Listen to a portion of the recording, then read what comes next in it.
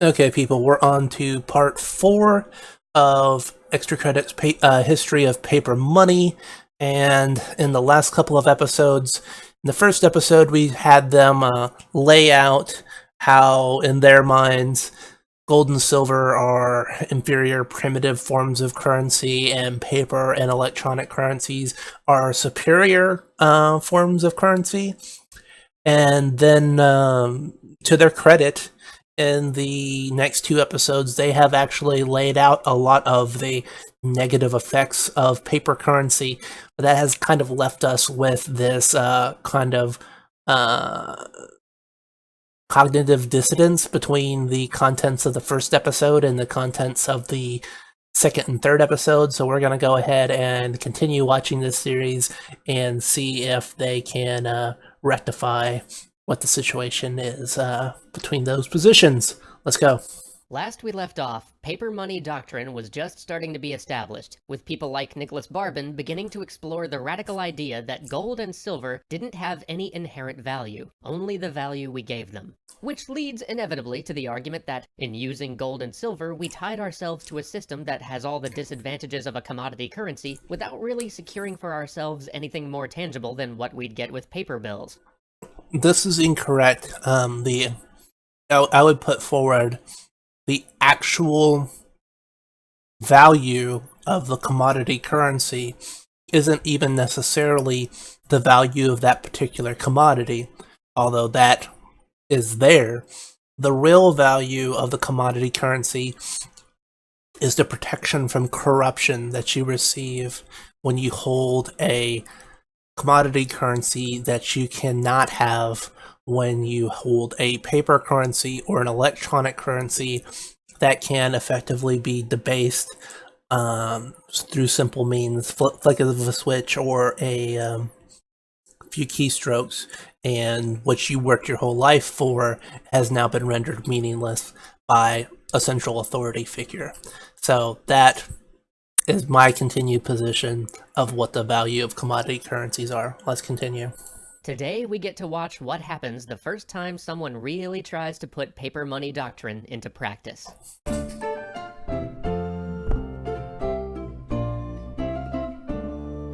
John Law, the son of wealthy Scottish goldsmiths turned bankers. Until his 17th year, he followed the family trade, but when his father died, he decided that banking was too honest of an employment for him and moved to the seedier side of London. There, he rapidly found that women and cards were far more to his liking than ledgers and receipts. He lived it up as the rake and rogue of lower London. But between the fast women, the high fashion, and the low cards, he more than once ended up having to run home and ask Mom for a loan just to get by. But it all came to a head one foggy evening in Bloomsbury Square. Law had a rival for one of his lady loves. A drunken quarrel turned into a duel. Blades were drawn. A step, a thrust. One man fell, red between the pavers. Before he could flee, Law was apprehended. He was hauled before the famous hanging judge, Salathiel Lovell, and sentenced to death.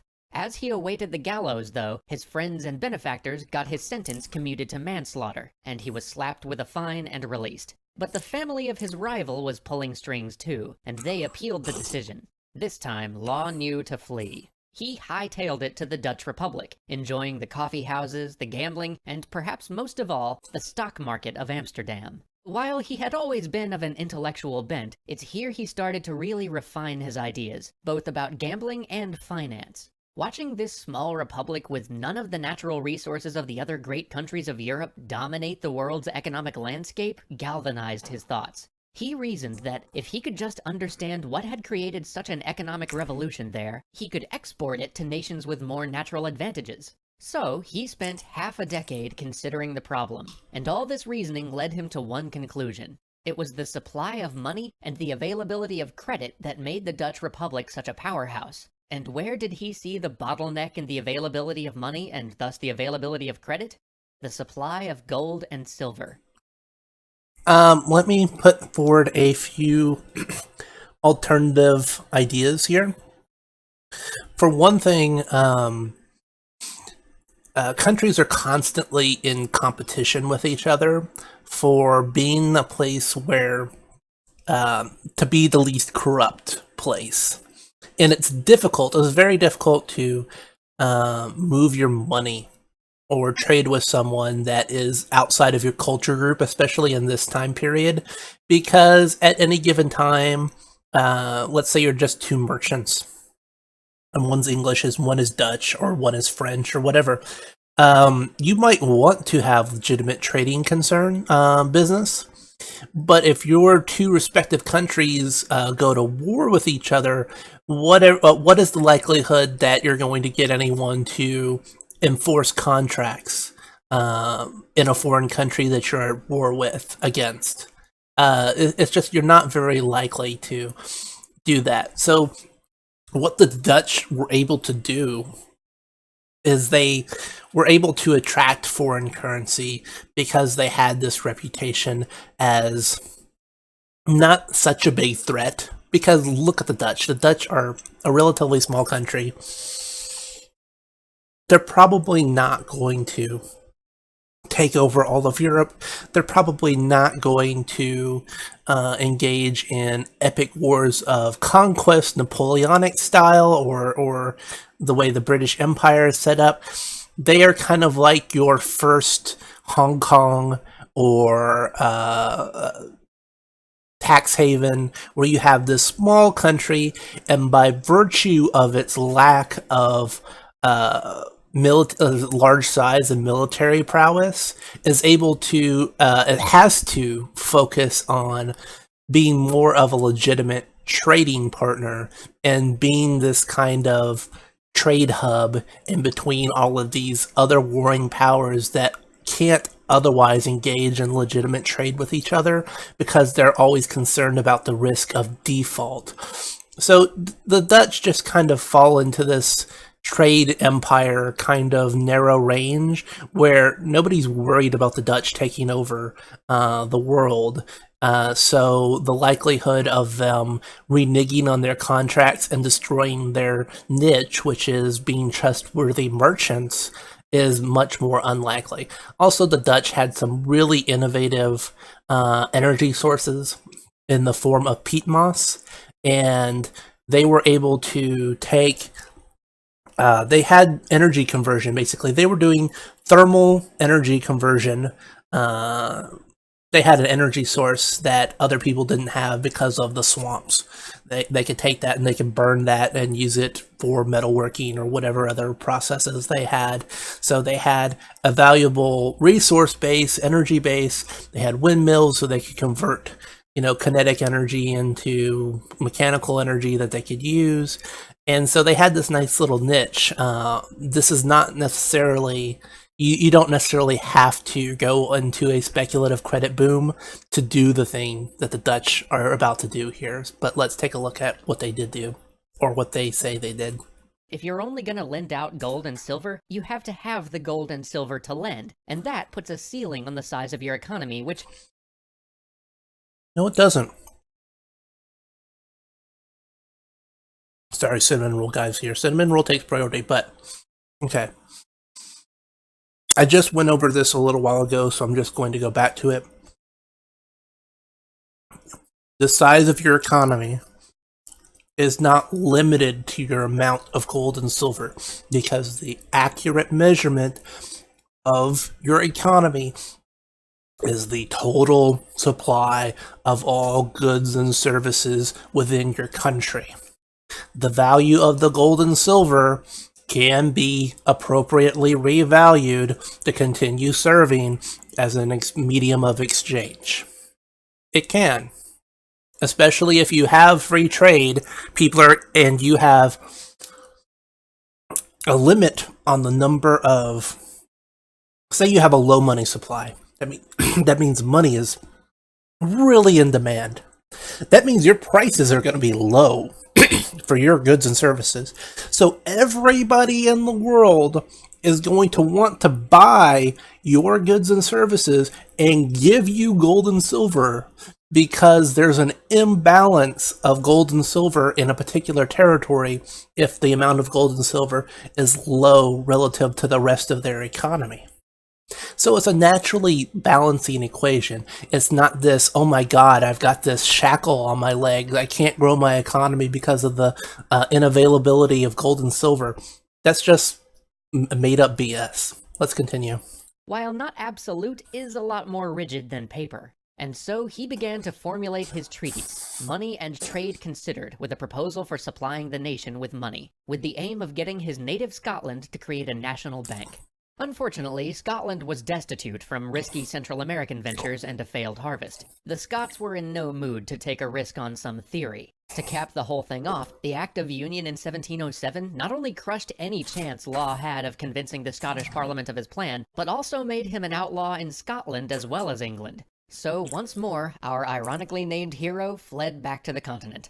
For the next 10 years, he moved between France and the Dutch Republic, speculating, gambling, and socializing. But Law was always one to learn from his mistakes. He no longer gambled simply as a gamble. Now it was a system. He put into practice the many ideas that translated from the financial world. He deconstructed the games he played, and worked out great tables of outcomes. He was renowned for being able to calculate precise odds on the fly and hold them all in his head. And You guys remember that period of time when poker was like a real popular thing on TV? Like you could turn the TV on anytime, and if you had basic cable, there was probably a poker show running that you could watch. And now it's kind of died down. Yeah, they'll put the World Series of Poker on there once a year, but you won't see poker as much on television.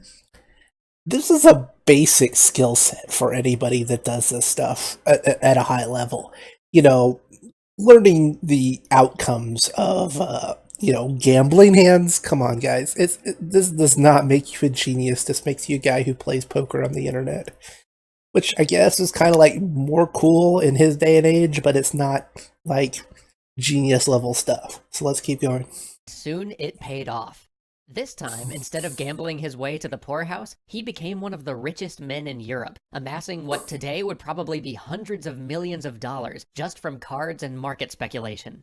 But his gambling did one other thing for him. It opened doors. He was affable, charming, and very well dressed. As he gambled across Europe, he worked his way up to playing at private, very high-stakes games in Paris, games which included some of the most powerful men of the land. And in these smoky rooms, he had far more opportunity to persuade them of his ideas than he'd had in Scotland. And the truth is, those men were primed to be persuaded. The wars of Louis XIV had left the French treasury empty, and the state burdened with insurmountable debt. Keep this in mind. Imperial wars cause debt. You need to focus on the idea that the imperial wars in the first place that caused the debt are bad and are the thing to be avoided. So this thing that they're about to introduce, which re-enables governments to go on imperial conquests, is bad. So that's more marks in my category. I made this point before that just enabling a central power to arbitrarily engage in imperial war is not a moral good. Let's continue. The new regent and his council were looking for a way out, so when Law said that he had a plan, they listened. The plan was ambitious. He would form a central bank which would take over many of the economic functions of the state, right down to issuing money, which of course would take the form of his beloved banknotes. Most importantly though, his plan to bankroll it was genius. He allowed people to buy stock at the bank, paying only 1/6 of the stock's value in cash, and paying the rest by trading in their government bonds, the debts the government owed them. This scheme was genius, because the population of France knew that these government bonds were currently worthless, because the government was too broke to repay them. Yet, at the same time, much of the debt which the government had been crippled trying to service was the very debt the people of France held. Again, let's just go over this. An authoritarian government forced people to take worthless bonds. That's the real problem here, not any of this other stuff. I mean, this guy is trying to cover for an authoritarian government that stole people's money and force them to take worthless bonds.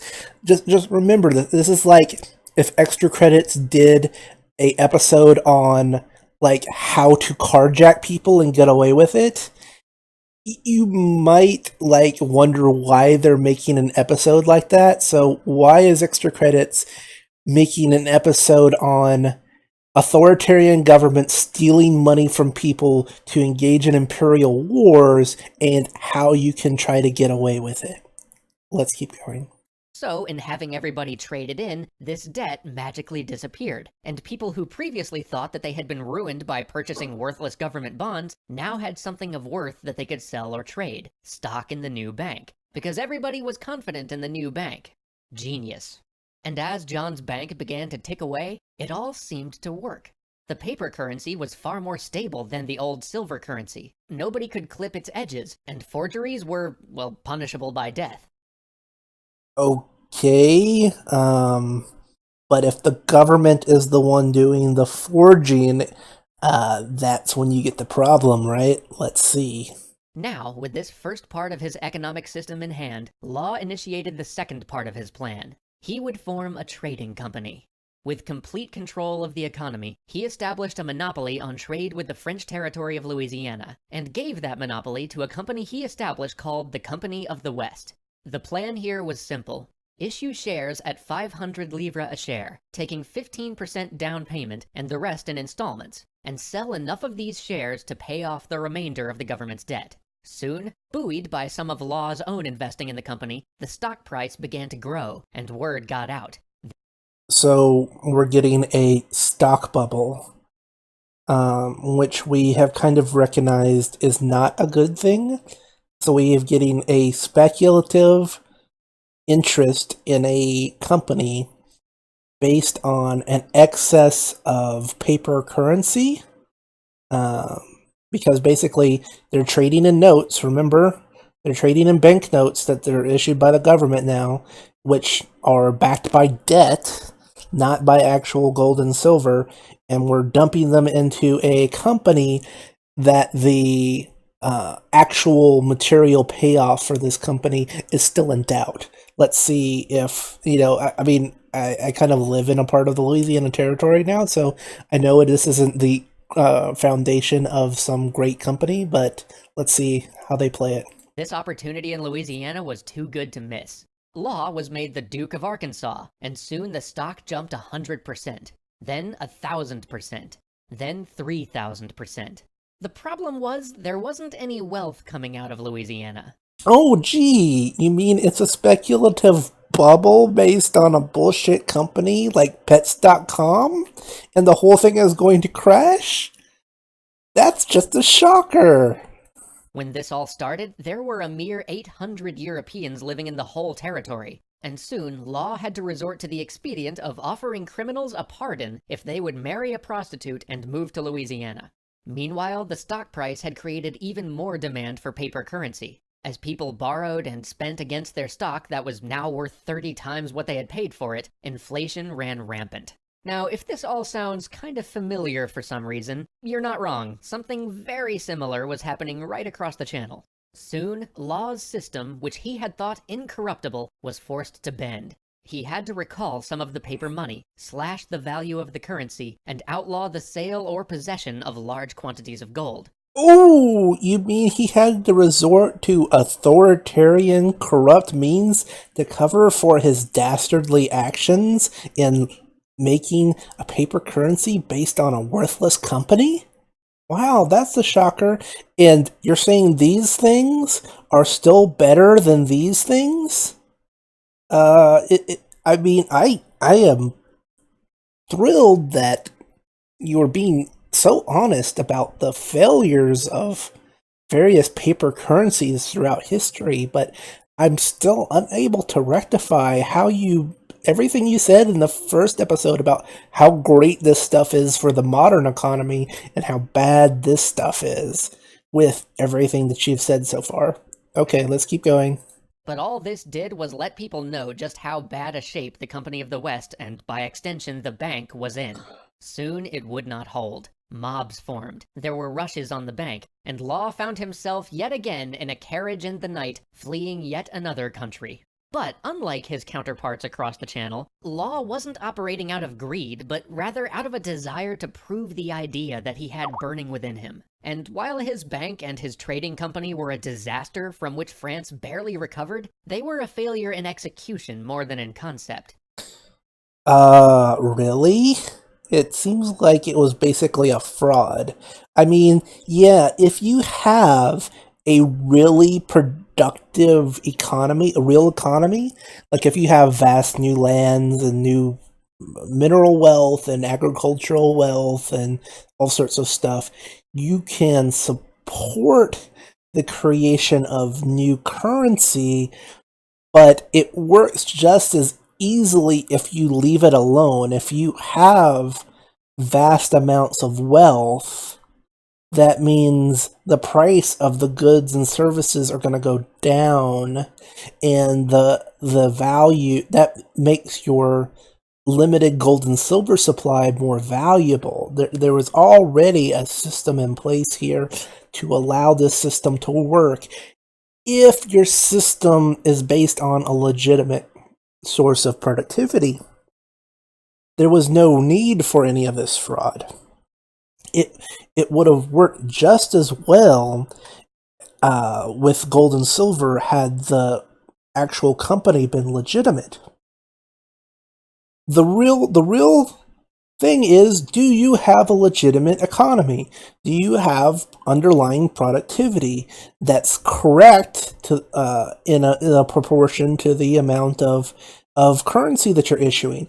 Anything that you do to issue more currency above and beyond the ability of the real economy, the goods and services, the productivity to support that currency is basically fraud. It doesn't matter if the government is doing it, it just means they're more likely to get away with it. It doesn't make it right, and it doesn't make it good for the economy. And there's really no improvement in the system if you have the legitimate productivity. If you have the legitimate productivity, well, what you've got over here, whether it's gold or silver, or whether it's paper money, it'll work out in the wash. Although it's better if it's gold and silver, because there's going to be a lot less fraud involved. But let's just keep going. That just makes no sense to me. And so, despite such a catastrophic misfortune, there were those in Europe who heeded what was perhaps his most famous conjecture: that money is the value by which goods are exchanged, and not the value for which goods are exchanged. Join us next time as we take the final step toward modern money by getting off of the gold standard. Okay, so we're going to have to do episode number 5, but really, let's go back to this is the key part, right? That money is the value by which goods are exchanged, and not the value for which goods are exchanged. There's really no difference there, except who is in control. Who is in control? In this instance, let's see. Is the value. Okay. I mean, I'm really not going to try to make sense of these things. That basically, here money is being used as an intermediary, right? You know, that basically gold and silver are being used as a means of exchange here, right? Value by which goods are exchanged, and not the value. And in this case, we are directly trading gold for something else. The only difference is who gets to control the issuance of this. Who is the authority? Who is in control of this? Because if an authoritarian, unaccountable government is in control of this, well, I know why they prefer this system. They prefer this system because they can profit as individuals, they can scam the system, they can do all that kind of stuff because they completely control this step. And they don't like this system because they're not in here. In this system where you are directly trading A to B instead of A to B to C, they don't get to be corrupt middlemen. So we're going to have to do episode 5 and see the abandonment of the gold standard. And they still have this moral dilemma, as far as I'm concerned, that they are basically pimping for authoritarian governments and war by supporting this system that allows them to do all sorts of crazy stuff by robbing the purchasing power of the currency from everyday people. So that's it for now. There's an episode 5, and we're going to do that soon. See you guys then.